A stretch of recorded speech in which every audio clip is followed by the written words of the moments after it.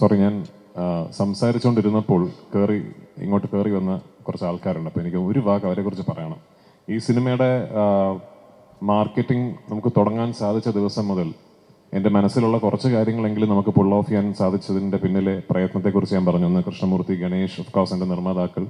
രണ്ടുപേരും എനിക്ക് എടുത്ത് പറയേണ്ടതായിട്ടുണ്ട്. ഒന്ന് ആശിഷ് ആൻ്റണി, അനീഷ് ആൻ്റണി. ഒന്ന് എണീറ്റ് വെക്കും. ആൻ്റണി പെരുമാറിൻ്റെ മക്കളാണ്. അച്ഛൻ്റെ എല്ലാ ഗുണങ്ങളുമുള്ള, അച്ഛൻ്റെ കുഴപ്പങ്ങളൊന്നും ഇല്ലാത്ത രണ്ടുപേരാണ്. ഇവരാണ് ഉറങ്ങിയിട്ടില്ലെന്നൊന്ന് കുറച്ച് ദിവസമായിട്ട് കേട്ടോ. ഞാനും ഉറങ്ങാൻ സമ്മതിച്ചിട്ടില്ല. രാത്രി 2 മണി 3 മണിക്കൊക്കെ ഞാനിങ്ങനെ ശല്യപ്പെടുത്തിക്കൊണ്ടിരിക്കും. Thank you for all the support. നിങ്ങളില്ലായിരുന്നെങ്കിൽ ഇതെനിക്ക് പുൾ ഓഫ് ചെയ്യാൻ പറ്റില്ലായിരുന്നു. അതുപോലെ തന്നെ സജീവ്, ഭയങ്കര ഫാൻസ് ആയിരിക്കുമല്ലോ മോഹൻലാൽ ഫാൻസിനിടയിൽ. സജീവ് ഉണ്ട്, ഉറങ്ങിയിട്ടില്ല സജീവൊക്കെ. വിപിൻ ഇവിടെ. വിപിൻ ഈ സിനിമയ്ക്ക് നേരെ തിരിച്ചായിരുന്നു. ഞാൻ മാർച്ച് 3-ാം തീയതി സിനിമ സെൻസർ ചെയ്ത് കഴിഞ്ഞു. അപ്പോഴേക്കും എൻ്റെ സിനിമയുടെ എല്ലാ വർക്ക്സും ഏറെക്കുറെ തീർന്നു. പിന്നെ ഒരു ഫൈനൽ മിക്സ് ഒന്ന് ചെക്ക് ചെയ്യുക എന്നൊക്കെ അത്തരം ഒരു പേരിന് ചെയ്യേണ്ട ജോലികളെ ബാക്കി ഉണ്ടായിരുന്നുള്ളൂ. പിന്നെ നമുക്ക് ചെയ്യാൻ പറ്റാതിരുന്നത് ഇതിൻ്റെ മാർക്കറ്റിംഗ് ആണ്. അത് പിന്നെ തുടങ്ങി കഴിഞ്ഞൊരു ഒരാഴ്ചയായിട്ട് ലാലേട്ടനും ഞാനും ഇന്ന് രാവിലെ തമാശയ്ക്ക് പറയായിരുന്നു. ഡെയിലി രാവിലെ എണീക്കുമ്പോൾ ഇതിപ്പോൾ ഏത് സിറ്റിയാണ്, ഏത് ഹോട്ടലാണെന്ന് മനസ്സിലാകാത്തൊരവസ്ഥയായിരുന്നു.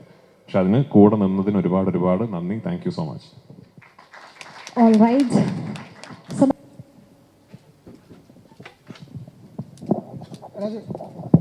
രാജേട്ടാ ഈ എംബ്രാനെ കുറിച്ചിട്ടേ ഇപ്പോൾ മോർ ദാൻ സിനിമ അത് പ്രൊമോട്ട് ചെയ്ത രീതിയും ഭയങ്കരമായിട്ട് ചർച്ചയാവുന്നുണ്ട്. കാരണം കഴിഞ്ഞ കുറച്ച് ദിവസങ്ങളായിട്ട് സോഷ്യൽ മീഡിയയിൽ എല്ലാം എംബ്രാനാണ്. ചെന്നൈ പ്രൊമോഷൻസിനൊക്കെ ഞങ്ങൾ ഇതുവരെ കാണാത്ത ലാലേട്ടൻ്റെ ഒരുപാട് മൂമെൻറ്റ്സുകൾ ഞങ്ങൾക്ക് കാണാനിടയായി. ശരിക്കും ഈ ഷൂട്ട് ചെയ്യുമ്പോൾ തന്നെ ഇതെങ്ങനെ മാർക്കറ്റ് ചെയ്യണം എന്നുള്ളതും രാജേട്ടൻ്റെ ഒരു ഐഡിയ ആയിരുന്നു ശരിക്കും. ഇല്ല, അങ്ങനെയൊന്നും ഇല്ല. ആക്ച്വലി അത് ലാലേട്ടൻ കുറച്ച് കഴിഞ്ഞ ഒരാഴ്ച ഇച്ചിരി ഫോമിലാണ് ആൾ. അതുകൊണ്ടാണ് അത്. അല്ല, നമ്മൾ ആക്ച്വലി ഇപ്പോൾ ഞാൻ പറഞ്ഞില്ലേ, ഈ സിനിമ എടുത്തു കഴിഞ്ഞ് ഞങ്ങളെല്ലാം എൻ്റെ മനസ്സിലൊരു പെർഫെക്റ്റ് ഒരു പ്ലാൻ ഉണ്ടായിരുന്നു. അപ്പോൾ ആ പ്ലാൻ ഞങ്ങൾക്ക് കൃത്യം ഒരു ഡേറ്റിന് എന്ത് സംഭവിക്കണം. ഇപ്പോൾ ഞങ്ങളുടെ ഒരു ക്യാരക്ടർ ഇൻട്രോ ക്യാമ്പയിൻ ഒക്കെ ഉണ്ടായിരുന്നല്ലോ. ഫെബ്രുവരി 26-നാണ് ക്യാരക്ടർ ഇൻട്രോ ക്യാമ്പയിൻ കഴിഞ്ഞത്. അപ്പോൾ അന്ന് ഫെബ്രുവരി 26 കഴിഞ്ഞാൽ 27-ന് എന്ത് സംഭവിക്കണം, 28-ന് എന്ത് റിലീസ് ചെയ്യുന്നു, അങ്ങനെ കൃത്യം ഒരു പ്ലാൻ ഞങ്ങൾക്കുണ്ടായിരുന്നു. ആ പ്ലാനിന് വേണ്ട എല്ലാ ക്രിയേറ്റീവ്സും കാര്യങ്ങളും എല്ലാം റെഡിയാക്കി ഞാൻ അങ്ങനെ സിനിമയെ സമീപിക്കുന്ന, അങ്ങനെ സിനിമ ചെയ്യുന്ന ഒരാളാണ്. ഞങ്ങൾക്കത് ചെയ്യാൻ കഴിഞ്ഞിരുന്നില്ല. പല കാര്യങ്ങൾ കൊണ്ടും ചെയ്യാൻ കഴിയാതെ വന്ന് പിന്നീട് കഴിഞ്ഞ ഒരാഴ്ചയായിട്ടാണ് ഞങ്ങൾക്ക് ഇതെല്ലാം ചെയ്യാൻ പറ്റും. അപ്പോൾ ഞങ്ങൾ ഒരുപാട് കാര്യങ്ങൾ കംപ്രസ് ചെയ്ത് ചെറിയ സമയത്ത് ചെയ്യേണ്ട ഒരു അവസ്ഥയുണ്ടായിരുന്നു. പക്ഷെ അപ്പോഴും ഭയങ്കരമായ സന്തോഷത്തിലായിരുന്നു ഞങ്ങൾ ആസ് എ ടീം. കാരണം ഒരു ക്രൈസിസ് വളരെ പെട്ടെന്ന് അതിജീവിച്ച് നമ്മൾ സ്വപ്നം കണ്ട പോലെ ഒരു റിലീസ് ഈ സിനിമയ്ക്ക് കൊടുക്കാൻ സാധിക്കും. Thanks to Antony Perumbavoor, thanks to Gokulam Gopalan, thanks to all our distributors across the world. ആ ഹാപ്പിനെസ് ആയിരിക്കും നിങ്ങൾ ഈ പ്രൊമോഷൻസിലൊക്കെ കണ്ടത്. അല്ലാതെ പ്രൊമോഷന് പോയിരിക്കുമ്പോൾ ഏത് ഇന്റർവ്യൂവിന് ഏത് കോമഡി പറയണം എന്ന് പ്ലാൻ ചെയ്തിട്ടല്ല നമ്മൾ പോയത്. അത് പിന്നെ നമ്മളെങ്ങനെ എൻജോയ് ചെയ്ത് വി ജസ്റ്റ് ഹാഡ് ഫൺ. പക്ഷേ ഈ പറയുന്ന പോലെ ഞങ്ങൾ പോയ എല്ലാ സംസ്ഥാനങ്ങളിലും അവിടുത്തെ മീഡിയ അല്ലെങ്കിൽ അവിടുത്തെ മീഡിയ പേഴ്സണൽ വലിയ ആവേശത്തോടെ, വലിയ ഹാപ്പിനെസ്സോടു കൂടി, വലിയ സന്തോഷത്തോടു കൂടിയാണ് ഈ സിനിമയുടെ ടീമിനെ സ്വീകരിച്ചത്. അപ്പൊ മേ ബി നമ്മളൊക്കെ വിചാരിച്ചതിനപ്പുറം ഒരുപക്ഷെ ഇതിന്റെ 1-ാം ഭാഗമായ ലൂസിഫറിന് റിലീസിന് ശേഷം ഈ കഴിഞ്ഞ 6 വർഷങ്ങൾക്കിടയിൽ അങ്ങനെ ഒരു അപ്പീൽ ഉണ്ടായിരുന്നിരിക്കാം. I don't know. നമ്മൾ ഏത് സംസ്ഥാനത്തിൽ പോയാലും ഈ സിനിമയുടെ സെക്കൻഡ് പാർട്ട്, ഇപ്പോൾ ഞങ്ങൾ ഡൽഹിയിൽ പോയി, ആൻഡ് വി നെവർ എക്സ്പെക്റ്റഡ് അവിടുത്തെ മീഡിയ ലൂസിഫറിനെ കുറിച്ചൊക്കെ വളരെ ക്ലോസ്ലി അനലൈസ് ചെയ്തിട്ടുള്ള ചോദ്യങ്ങളൊക്കെ ചോദിക്കുന്നുള്ളത്. മേ ബി അതായിരിക്കാം കാരണം. I am forever grateful for it. എപ്പോഴും I be humbled by the love towards the film that I made. ഈ സിനിമയ്ക്ക് പിന്നിലെ എല്ലാ എമ്പുരാന്മാർക്കും ഹൃദയം നിറഞ്ഞ ആശംസകൾ. ഇവിടെ മലയാള സിനിമ മാത്രമല്ല, ഒരു മലയാള വാക്ക് തന്നെ ഭാഷകളുടെ അതിവഴമ്പ് ഇട്ട് പാൻ ഇന്ത്യനായി പോയിക്കാണ്. ആരാണ് എമ്പുരാനുള്ള പേര് സജസ്റ്റ് ചെയ്ത് അത് മതിയെന്ന് തീരുമാനമെടുത്തത്? മുരളി ഗോപി. മുരളിയുടെ മറ്റൊരു പേര് ആരുടെയും മനസ്സിലായിരുന്നു എമ്പുരാൻ മതി എന്നുള്ള തീരുമാനം? ഇല്ല, 1-2 പേരുകൾ ഉണ്ടായിരുന്നു. പക്ഷെ എമ്പുരാൻ എന്ന പേര് സെലക്ട് ചെയ്തത് മുരളി ഗോപിയാണ്. ഈ സിനിമയ്ക്ക് എമ്പുരാൻ എന്ന പേരിടുന്നത് ഞങ്ങൾ 1-ാം ഭാഗത്തിലെ അവസാനത്തെ സോങ് എഴുതിക്കൊണ്ടിരിക്കുക. അത് എഴുതിയത് മുരളിയാണ്. ആ സോങ് എഴുതി തുടങ്ങുന്നതിന് തൊട്ട് മുമ്പാണ് ഇതാണ് അടുത്ത സിനിമയുടെ പേര് എന്ന് മനസ്സിൽ ഉദിച്ചത്. മുരളിയുടെ പേരാണ്.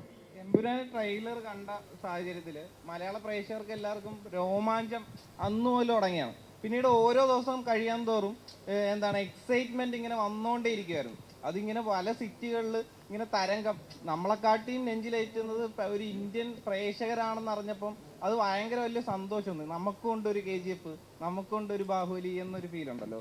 അപ്പം അത് കഴിഞ്ഞിട്ട് അത് കഴിഞ്ഞ് നമ്മളൊരു 7 വർഷം ബാക്കിലേക്ക് ചിന്തിച്ച് നോക്കിക്കഴിഞ്ഞാൽ ലൂസിഫർ ഈ മഞ്ജു ചേച്ചി നേരത്തെ പറഞ്ഞ പോലെ ലൂസിഫർ അനൗൺസ് ചെയ്യുന്ന സാഹചര്യത്തിൽ പൃഥ്വിരാജ് ലാലേട്ടനെ വെച്ച് ഒരു സിനിമ ചെയ്യുന്നു എന്ന് ഒരു ന്യൂസ്.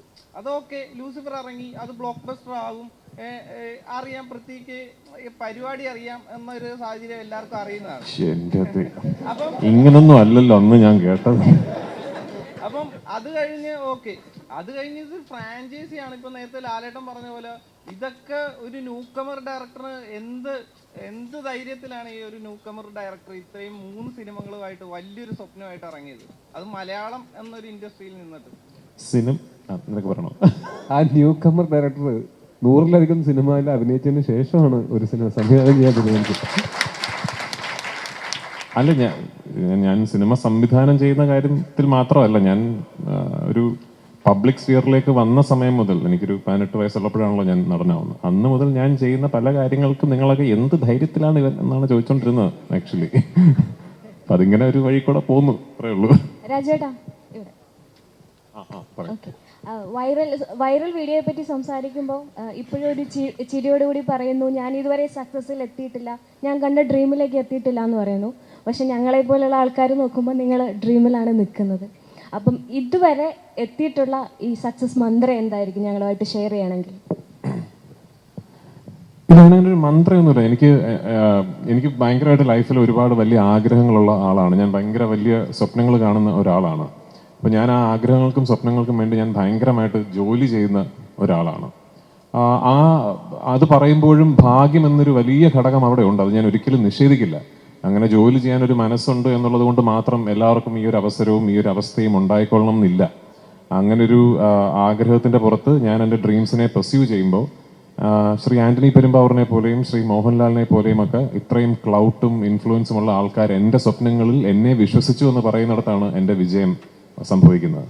ആ ഭാഗ്യം വലിയ സ്വപ്നങ്ങൾ കാണുന്ന എല്ലാവർക്കും ഉണ്ടാകട്ടെ എന്ന് മാത്രമേ ഞാൻ ആശംസിക്കുന്നുള്ളൂ. അതാ ഞാൻ നേരത്തെ പറഞ്ഞ എല്ലാവർക്കും ഒരു ആന്റണി പെരുമ്പാവൂറും ഒരു മോഹൻലാലും ഒക്കെ ഉണ്ടാകട്ടെ എന്ന് ഞാൻ പറയുന്നത്. കാരണം you need people around you to believe in your dreams.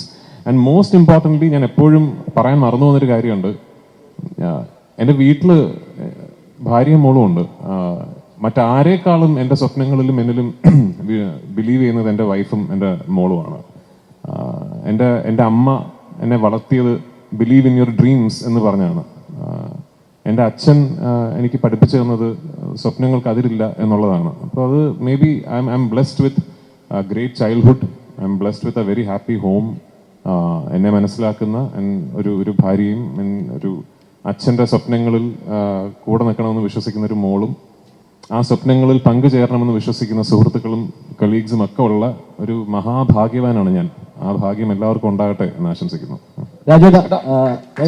ഒരു സംശയം, അതായത് ഈ ലൂസിഫർ റിലീസായ സമയത്ത് അതേപോലെ തന്നെ ഹിറ്റായ ഒരു പദമായിരുന്നു ഇലുമിനാറ്റി എന്ന് പറയുന്നത്. പദം.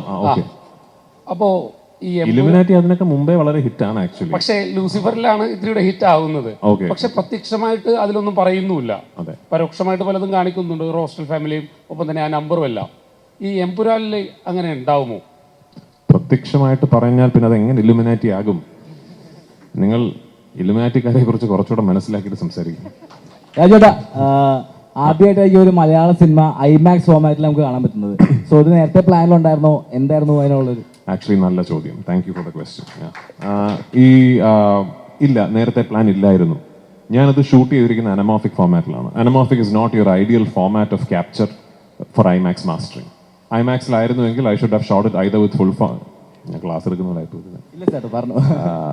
ഓക്കെ. നിങ്ങൾ റിപ്പോർട്ട് ചെയ്യുമ്പോൾ വായിക്കുന്നവർക്ക്, സിനിമ അതിന് താല്പര്യമുള്ളവർക്ക് മനസ്സിലാവും. I should have either shot it with full format lenses, അല്ലെങ്കിൽ ഇപ്പോൾ അലക്സയുടെ 65 എന്ന് പറയുന്ന ഒരു പുതിയ ഐമാക്സ് ഓപ്റ്റിമൈസ്ഡ് ക്യാപ്ചറിംഗ് മെക്കാനിസം ഉണ്ട്. അതിലായിരുന്നു ഞാൻ ഷൂട്ട് ചെയ്യേണ്ടിയിരുന്നത്. ഞാൻ അതല്ല ഷൂട്ട് ചെയ്തത്, ഞാൻ അനമോർഫിക്സിലാണ് ഷൂട്ട് ചെയ്തത്. നമ്മുടെ ടീസർ റിലീസായ ദിവസം ജനുവരി 26-നാണ് ടീസർ റിലീസായത്. ജനുവരി 27-നോ മറ്റോ US ക്രിസ്റ്റഫർ ടിൽമൻ എന്ന് പറയുന്ന ഐമാക്സിന്റെ ഹെഡ് എന്റെ നമ്പർ കണ്ടുപിടിച്ച് എന്നെ ഇങ്ങോട്ട് വിളിക്കുകയായിരുന്നു. അദ്ദേഹമാണ്. അതെ, താങ്ക്സ് ടു, അതുകൊണ്ട് ഞാൻ പറഞ്ഞ അതിനൊരു താങ്ക്സ് പറയേണ്ടതായിട്ടുണ്ട്.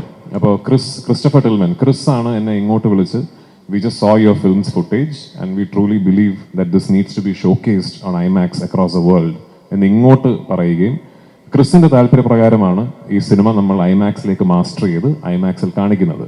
ഹാവിങ് സെഡ് ദാറ്റ്, ഞാൻ ഐമാക്സ് മാസ്റ്ററിന്റെ കുറെ ഫുട്ടേജ് കണ്ടു. The visual quality is mind blowing. അവർ ബ്യൂട്ടിഫുള്ളി മാസ്റ്റർ ചെയ്തിട്ടുണ്ട് സിനിമ. Is it optimised for IMAX screens and IMAX projection? I should be honest, അല്ല. ഇനിയിപ്പോൾ ക്രിസുമായിട്ടൊരു ബന്ധമൊക്കെ ആയ സ്ഥിതിക്ക് എൻ്റെ വട്ടിന് ചിലപ്പോൾ ഇനി അടുത്ത പടമൊക്കെ നമ്മൾ നോക്കാം. ലാലേട്ട ഇവിടെയാണ് ചോദ്യം. ഇപ്പൊ ഇന്ത്യയിലൊട്ടാകെ നടന്ന പ്രൊമോഷൻ കഴിഞ്ഞപ്പോൾ കേരളത്തിലെത്തിയിരിക്കുകയാണ്. ഏറ്റവും ലാസ്റ്റാണ് കേരളത്തിലെത്തിയിരിക്കുന്നത്. പക്ഷെ നമ്മൾ കണ്ട കുറേ പ്രൊമോഷനിൽ ഓരോ ഇന്റർവ്യൂവിലും ലാലേട്ടൻ്റെ ചിരിയും കളിയും തമാശകളും കണ്ടു. ഒത്തിരി ടെൻഷൻ അടിച്ച് ഇവിടെ ആന്റണി പെരുമ്പാവൂർ എന്ന ഒരു പ്രൊഡ്യൂസറൂടെ ഇരിപ്പുണ്ടായിരുന്നു. ആ സമയത്തൊക്കെ ഡെയിലി രാത്രി നിങ്ങൾ കോൾ ചെയ്യുമായിരുന്നു. എപ്പോഴും നിങ്ങൾ ഷെയർ ചെയ്തുകൊണ്ടിരുന്നത് എന്തായിരുന്നു? അത്ര എൻജോയ് ചെയ്ത ഏറ്റവും നല്ല ഇന്റർവ്യൂ ഏതായിരുന്നു ലാലേട്ടൻ ഫീൽ ചെയ്യും? ഞാൻ ചിരിച്ച് കളിച്ച് സംസാരിക്കുന്നത് തെറ്റാണോ? ഏറ്റവും നല്ലതായിരുന്നു. അല്ല, അങ്ങനല്ല. നമുക്ക് ഇപ്പോൾ ഈ അതിനൊരു മലയാളത്തിൽ ഏറ്റവും zenith of every sorrow is happiness എന്ന് പറയും. എല്ലാ സങ്കടത്തിൻ്റെയും മുകളിൽ നിൽക്കുന്ന സന്തോഷം എന്നാണ്. അപ്പോൾ അതായത് നമ്മളും കൂടെ ഓൾറെഡി ആൻ്റണി ഈസ് കമ്മിങ്ങിലൂടെ ഒരുപാട് സങ്കടങ്ങളിലൂടെ പൊയ്ക്കൊണ്ടിരിക്കുന്ന സമയത്ത് ഞാനും കൂടെ സങ്കടപ്പെടുന്നതെന്ന് ഒരാൾ സന്തോഷത്തിലിരിക്കാമെന്ന് വിചാരിച്ചു. അങ്ങനല്ല. നമ്മൾ ഒരു ചോദ്യങ്ങൾ എങ്ങനെയായിരുന്നു, അതിൽ ഒരു വ്യത്യസ്തമായ കാര്യങ്ങളായിരുന്നു. പിന്നെ നമുക്കൊരു 10-12 ഇൻ്റർവ്യൂ കഴിയുമ്പോഴത്തേക്ക് ഒരു ഡിസോറിയൻറ്റഡ് ആവും. നമ്മൾ എന്താ പറയുന്നതെന്ന് അറിയാൻ പറ്റില്ല. അപ്പം അങ്ങനെ ചില തമാശകൾ പറഞ്ഞു എന്നേ ഉള്ളൂ. കാര്യം പിന്നെ സന്തോഷിക്കാതിരിക്കാനുള്ള കാരണങ്ങളൊന്നുമില്ലായിരുന്നു സിനിമയെ സംബന്ധിച്ച്. ബാക്കി വേറെ കാര്യങ്ങളൊക്കെ ഉണ്ടാകും. എമ്പുരാൻ എന്ന സിനിമയെക്കുറിച്ച് ഞങ്ങൾക്ക് വലിയ സന്തോഷിക്കാതിരിക്കാനുള്ള കാരണങ്ങളൊന്നുമില്ല. ഒരുപാട് കാരണങ്ങളൊക്കെ ഉണ്ടായി കഴിഞ്ഞു. ഞങ്ങൾക്ക് ഷൂട്ടിങ്ങിന് ഒരുപാട് കുഴപ്പങ്ങളുണ്ടായി. എന്ന് പറഞ്ഞാൽ ഷൂട്ടിങ്ങിൻ്റെ വെതർ, ക്ലൈമറ്റ്, അതിൻ്റെ ലോജിസ്റ്റിക്സ്, യാത്രകൾ, അത് എടുക്കാനുള്ള ബുദ്ധിമുട്ടുകൾ. പക്ഷേ അതെല്ലാം പൃഥ്വിക്ക് എന്താ വേണ്ടത് അത് തന്നെയാണ് നമ്മൾ ഈ സിനിമയിൽ ചെയ്തിരിക്കുന്നത്. ഇപ്പോൾ എന്താ പറയേണ്ട, ഒരു ഞങ്ങളുടെ യൂണിറ്റ് 300, 400, 500 പേരൊക്കെ ഉള്ള യൂണിറ്റ് ഉണ്ടായിരുന്നു. അവരെ ലഡാക്കിലേക്ക് കൊണ്ടുപോവുക, അങ്ങനെയൊക്കെ ഒരുപാട് കാര്യങ്ങളുണ്ട്. അതൊന്നും ഇപ്പോൾ പെട്ടെന്ന് പറയേണ്ട കാര്യമല്ല. നമുക്ക് വളരെ സന്തോഷമായിട്ടിരിക്കാം. മൈലെണ്ണ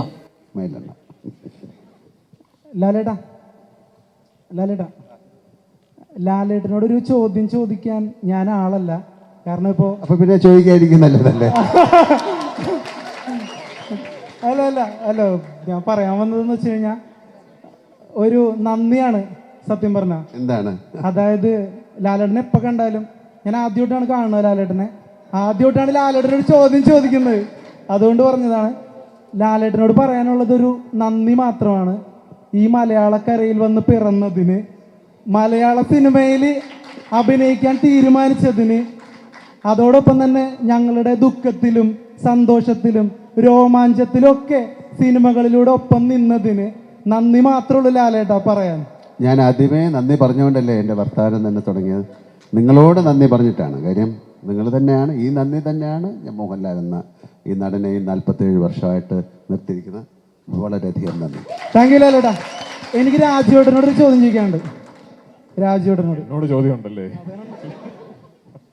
രാജുവേട്ടാ, എമ്പുരാൻ സിനിമയാണ് ഇപ്പോൾ മലയാള സിനിമ കണ്ടതിൽ വെച്ച് ഏറ്റവും ഹൈപ്പുള്ള സിനിമയായി മാറിയിരിക്കുന്നത്.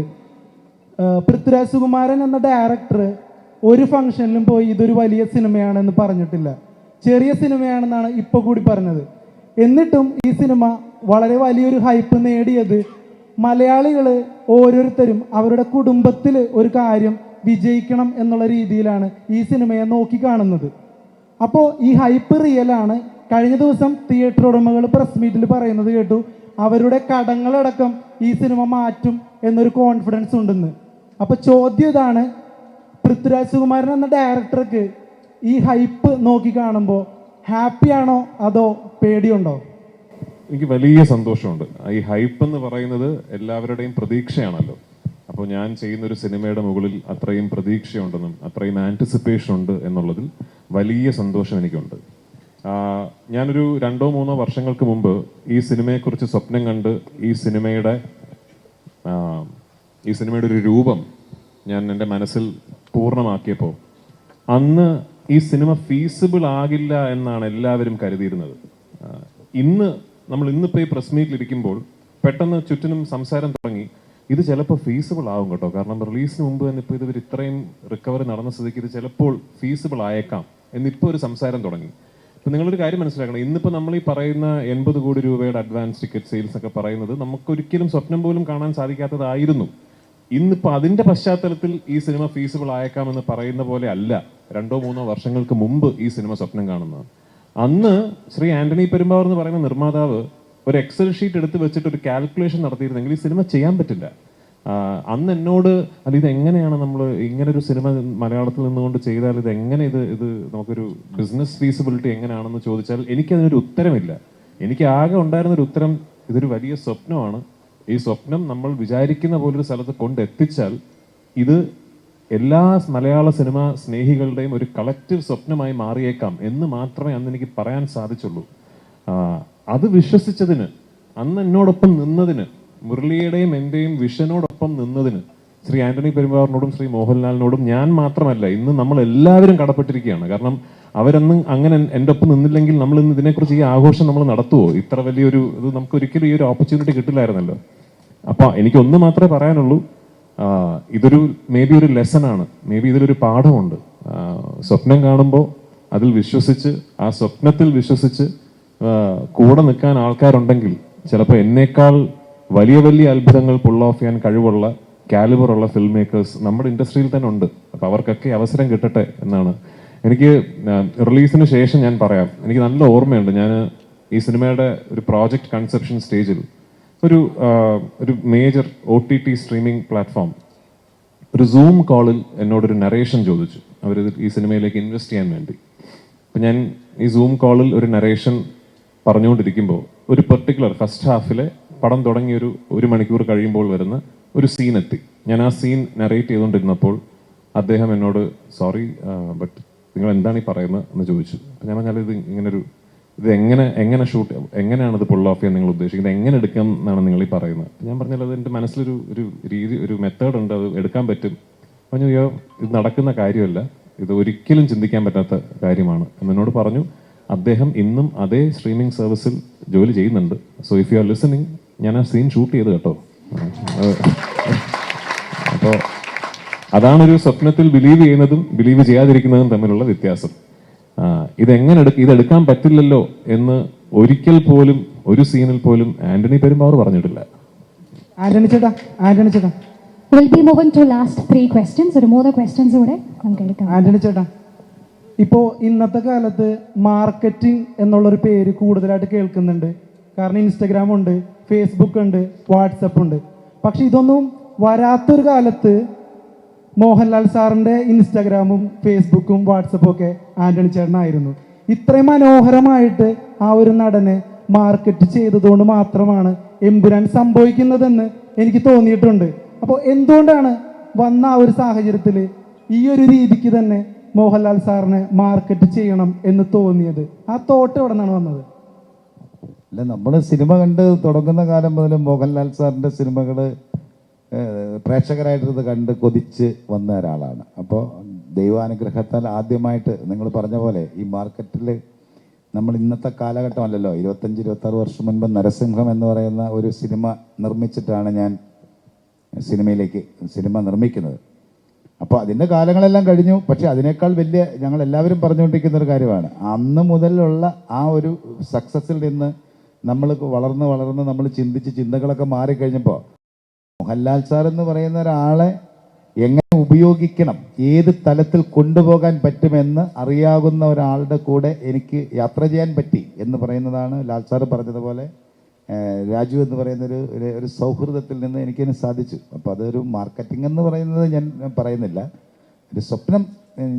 ഞാൻ കണ്ട സ്വപ്നത്തിൻ്റെ കൂടെ എനിക്ക് നല്ല കുറേ ആൾക്കാരെ കിട്ടി, അതിൽ രാജുവിനെ എനിക്ക് കിട്ടി. എൻ്റെ സ്വപ്നങ്ങൾ നടത്തിത്തരാൻ പാകത്തിന് ലാൽ സാറിനെ എന്നെ എപ്പോഴും എൻ്റെ കൂടെ ഉണ്ടല്ലോ. അപ്പോൾ അത് കാരണം കൊണ്ട് അങ്ങനെ യാത്ര ചെയ്ത് പോകുന്നു. ആന്റണി ചേട്ടാ ഒരു ചോദ്യം കൂടെ ഉണ്ട്.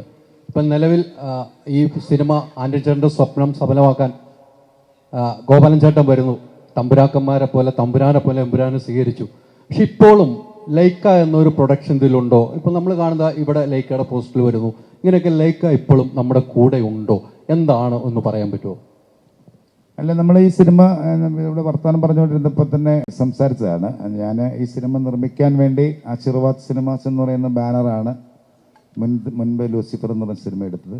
അപ്പോൾ നമ്മളങ്ങനെ ഒന്നിച്ച് വേറെ അങ്ങനെ ഒരു അസോസിയേഷനിലൊന്നും സിനിമ എടുത്തിട്ടില്ല, നമ്മൾ അസോസിയേറ്റ് ചെയ്തിട്ടില്ല. നമ്മൾ ആദ്യം എല്ലാം ഓൺ പ്രൊഡക്ഷനായിട്ട് തന്നെയാണ് സിനിമകൾ നിർമ്മിച്ചത്. അപ്പോൾ ഇത് വലിയൊരു സ്വപ്നം കാണുന്നു, ആ സ്വപ്നത്തിൻ്റെ കൂടെ യാത്ര ചെയ്യുക മാത്രമല്ല, ഇത് നമ്മൾ ഉദ്ദേശിക്കുന്ന പോലെ, അതായത് രാജു ഈ സിനിമ എങ്ങനെയാണ് കാണുന്നതെന്ന് ഞാൻ മനസ്സിലാക്കിയപ്പോൾ എനിക്ക് തോന്നി അത് എന്നാൽ പറ്റാത്തത്ര രീതിയിൽ ഇതിനെ എത്തിക്കാൻ പറ്റുന്ന ഒരു ആരെങ്കിലുമായിട്ട് എനിക്കൊരു അസോസിയേറ്റ് ചെയ്യണമെന്നൊരു ആഗ്രഹം ഉണ്ടായിട്ടാണ് ഞങ്ങൾ ലൈക്ക എന്ന് പറഞ്ഞൊരു പ്രൊഡക്ഷൻ ഹൗസുമായിട്ട് ജോയിൻ ചെയ്തത്.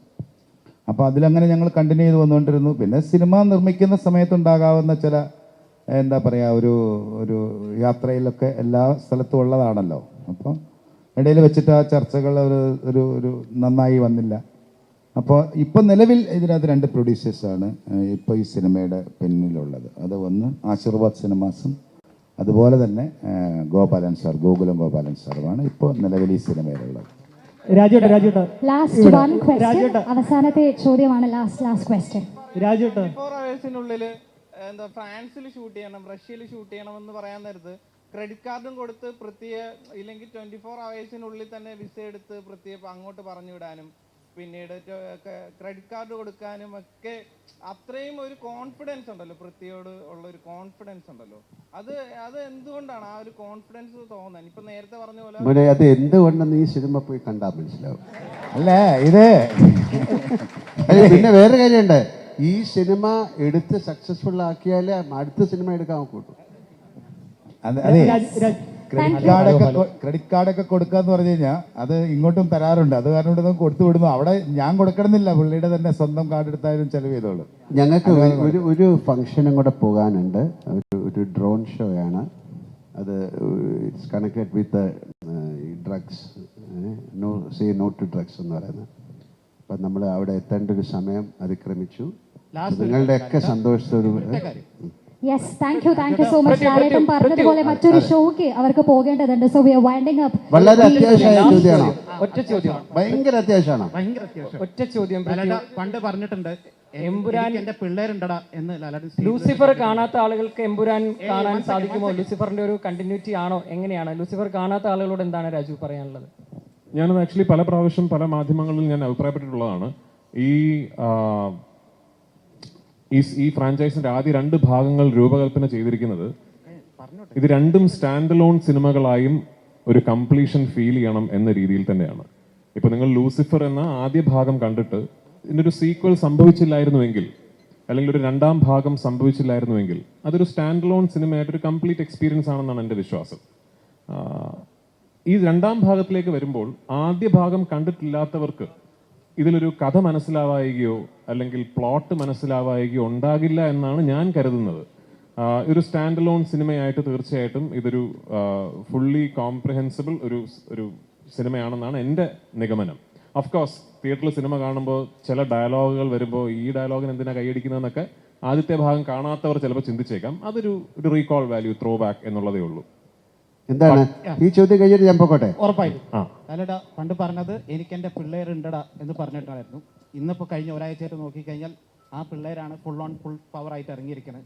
ആ ആരാധകരെ കുറിച്ച് എന്താണ്? നമുക്ക് പിള്ളേരുണ്ടെന്ന് വീണ്ടും പ്രൂവ് ചെയ്തിരിക്കുകയല്ലേ അല്ലേ? അവരോട് എന്താ പറയണ്ടേ? ഞാൻ തുടങ്ങിയത് തന്നെ വലിയൊരു നന്ദിയോടല്ലേ. ആ പിള്ളേരും നമ്മുടെ കൂടെ നിൽക്കട്ടെ. Thank you so much.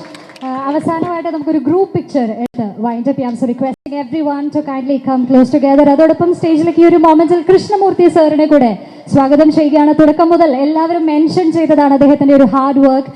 Also let me welcome Ashish Antony and Aneesha Antony as well to join us on stage. എത്രയും പെട്ടെന്ന് ഓടിച്ചാടി സ്റ്റേജിലേക്ക് വന്നാൽ we'll have this group picture together. Please അവരെ ഒന്ന് സ്റ്റേജിലേക്ക് കടത്തി വിടാനായിട്ട് media friends please. Yes, you can jump on to the stage. Aashirvad team മെമ്പേഴ്സിനെ കൂടെ വേദിയിലേക്ക് ഈ ഒരു നിമിഷം സ്വാഗതം ചെയ്യുകയാണ്. To join for the group picture with Lalettan, with our very own Prithviraj Sukumaran. So yes, Empuraan March 27th നാളെ തിയേറ്ററുകളിലേക്ക് എത്തുകയാണ്.